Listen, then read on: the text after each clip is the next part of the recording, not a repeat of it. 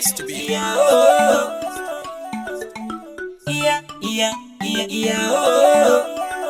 Rigonde gunde, raita kuti, mapenzi ande pute.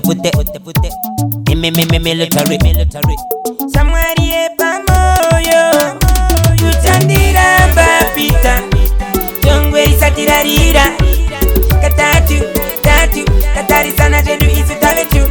Nyangu gandi ramba pita, ini naguna matira. Katatu, katari sana jedu isu tavetu.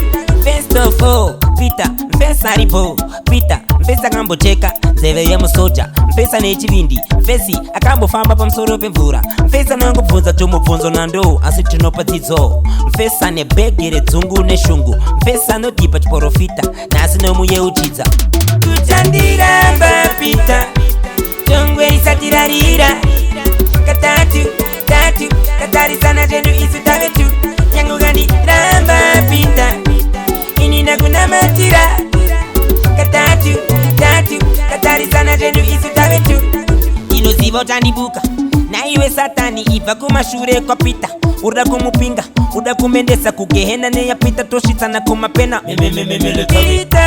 Pita, samwari yangu samwari pamoyo.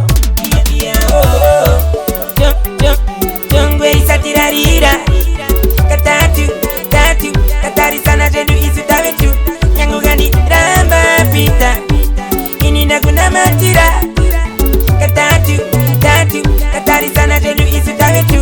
Festo fo, pita, mpesa ripo, pita, mpesa kambo cheka, zeve ya musoja, mpesa nechivindi, fesi, akambo famba pa msoro pemvura, mpesa nangu bvunza chomubvunzo nando, asi tinopadzidzo, mpesa nebegere dzungu neshungu, mpesa nodipa chiporofita, nasi nomuyeuchidza. Kutandira mbapita, jongwe isatirarira, katatu, katari sana jedu isu tavetu. Nyangu gandi ramba pita, ini naguna matira. Katatu, katari sana jedu isu tavetu. Kutandira mbapita, jongwe isatirarira, katatu, katari sana jedu isu tavetu. Nyangu gandi ramba pita, ini naguna matira.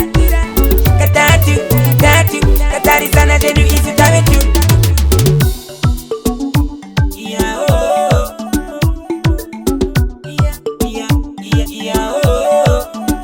Rigonde, raita kuti, mapenzi ande pute. Military. Samwari pamoyo.